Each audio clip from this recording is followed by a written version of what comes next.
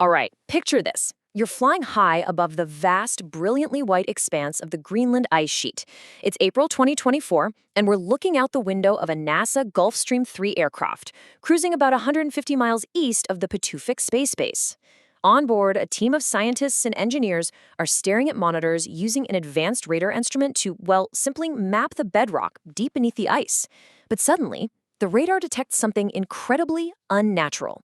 It's a massive, structured, geometric grid buried at least 100 feet deep in the freezing ice. As Alex Gardner, a cryospheric scientist at NASA JPL, perfectly put it, we were looking for the bed of the ice, and out pops Camp Century. We didn't know what it was at first. Welcome to this explainer. Today we're diving straight into an absolutely astonishing piece of history, the city under the ice.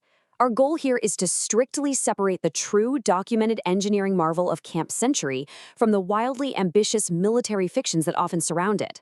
We're going to explore exactly how it was built, how people managed to live there, and what this secret city ultimately left behind for humanity. Section 1. A discovery under the ice. NASA's 2024 radar flight. When you look at the surface of the Greenland ice sheet today, you see absolutely nothing, just endless, freezing white terrain. The scientists on that 2024 flight were literally just testing out their equipment. But they were using a very specific, highly advanced piece of technology called UAVSAR. Basically, unlike older ground-penetrating radar, this system looks downward and toward the side, acting like a giant, highly dimensional ultrasound for the ice sheet. When those radar waves bounced back, they illuminated a series of perfectly parallel tunnel structures in just unprecedented detail. It was like an accidental portal straight back to a massive 1959 military operation. Section 2. Building the Secret City, 1959 to 1960. So contrast the sterile, quiet ice sheet of today with what this exact spot looked like back in 1959. It was a noisy, bustling, diesel-powered construction site established by the U.S. Army Corps of Engineers. This was an unprecedented experiment to test the absolute limits of human survival in polar conditions. To build a literal city under the ice, they used a brilliant cut-and-cover method. They brought in a massive machine called the Peter Plow, originally designed to clear avalanches in the Swiss Alps, which threw up to 1,200 cubic yards of snow an hour to carve out these deep trenches. They'd undercut the walls to make the bases wider, drop in these overlapping steel arch roofs, and then spray the milled snow right back over the top so it would harden like concrete. Prefabricated buildings were then just lowered right down into the frozen corridors. But getting the materials out there, that was a monumental task. The site was 150 miles inland from the Thule supply base. Everything needed to build this base had to be dragged across the treacherous ice cap. Steel beams, heavy machinery, lumber, food, and yep, even ice cream. They did this using grueling supply convoys known as heavy swings. Imagine massive trains of 10 and 20-ton bobsleds pulled by tractors crawling up the ice cap at roughly 2 miles an hour, constantly dodging deadly crevasses. A single trip took about 70 hours of non-stop, exhausting work in the 24-hour Arctic sunlight. In total, they hauled more than 6,000 tons of supplies across a frozen wasteland. Just incredible. Section 3. Life under the surface, a subterranean community. Once the heavy construction wrapped up in October 1960, the military and civilian researchers moved in. Down inside those steel-arched snow tunnels, they assembled a completely modern subterranean community. To survive the fatal extreme weather up on the surface, everything was kept inside. They had heated, insulated plywood living quarters, a chapel, a fully equipped medical dispensary, and hot showers. They even boasted the world's largest deep freeze, which was literally just the ice walls themselves, storing enough steak to feed the camp for months. For water, they used a steam drill to melt a hole 120 feet straight down into the ice cap, creating a subterranean pool that pumped out 10,000 gallons of fresh water every single day. It was a bustling, fully functional community of up to 200 people. Now you might be wondering, how on earth did they power this whole subterranean city? Hauling thousands of gallons of diesel fuel across 150 miles of ice just to keep the heaters running was completely impractical, so the Army installed the PM-2A portable nuclear reactor. And I want to be incredibly clear about this. This reactor was installed solely to provide clean electrical power and heat for the research base. Plus, it drastically reduced the threat of fire, which is the absolute worst hazard you can possibly face in an enclosed tunnel system. The PM-2A was a utility generator. It was absolutely not a missile warhead. Section 4. Project Iceworm, Proposed Plan and Concept.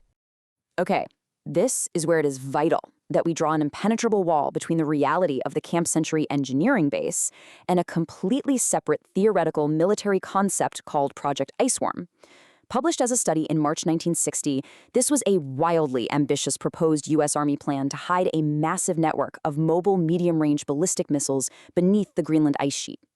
The strategic thinking here was that by burying them in a sprawling cut-and-cover tunnel network, one roughly the size of the state of Alabama, they'd be hidden from enemy surveillance and pretty much invulnerable.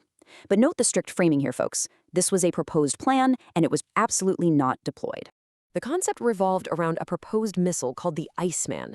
The theory was that up to 600 of these missiles would be constantly moving on rails through thousands of miles of interconnecting tunnels, stopping randomly at different launch sites. It was like a giant subterranean shell game. This constant movement would make it impossible for an enemy to target them.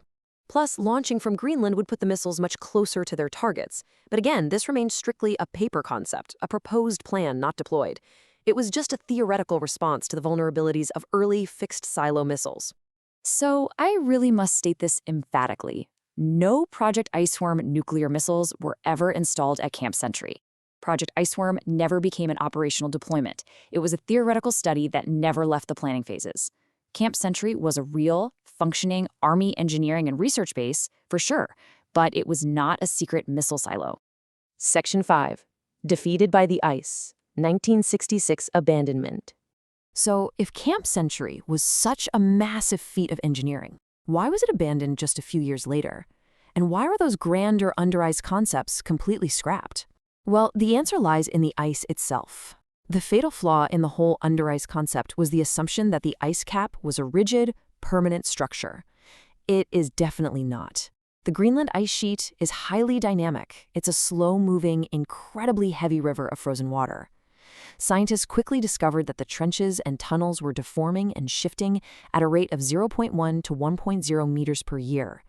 That relentless pressure of the moving ice was slowly warping the snow walls, twisting the heavy steel arches, and literally crushing the meticulously leveled foundations. It got so bad that men had to work constantly just trimming back the encroaching ice to prevent the roofs from caving in on them. A 1969 site visit report by the Army's Cold Regions Research and Engineering Laboratory noted the twisted metal in crushed corridors, stating flatly, "The effects of trench closure are dramatically shown."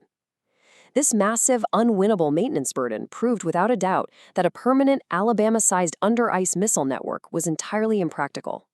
Nature simply wouldn't allow it. Defeated by the shifting ice, Camp Century was completely abandoned in 1966. Section 6. An enduring scientific archive. But wait, the story actually doesn't end with crushed tunnels. Before it was abandoned, the real operations at Camp Century birthed a totally unexpected legacy. You see, the massive logistical footprint of the camp, the nuclear power, the heated facilities, the deep trenches, provided the perfect, stable environment required for early scientists to experiment with deep ice core drilling. In a monumental scientific achievement, researchers at the camp successfully drilled a continuous core of ice that reached all the way down to the subglacial bedrock in 1966, right before the camp was closed for good. And that massive cylinder of ice contained thousands of years of trapped atmosphere and precipitation. It preserved a high-resolution ancient climate history that scientists had literally never had access to before. This specific ice core became a foundational, priceless archive for modern climate science. By studying the trapped gases, scientists were able to map historical temperature shifts over millennia. Today, this exact data is absolutely crucial for understanding our current rapid sea level rise. And it's what scientists use to build models predicting how global ice sheets will respond to our rapidly warming oceans. Which brings us right back to that 2024 NASA radar flight, mapping the ice to understand future sea levels, only to accidentally rediscover the buried bones of the camp? We want to leave you with this final striking thought. A secret city built to test the absolute limits of Cold War survival, and the precursor to a massive proposed weapon system, ultimately gave humanity one of its most vital, enduring tools for planetary preservation. It's a profound historical irony, locked forever beneath the ice.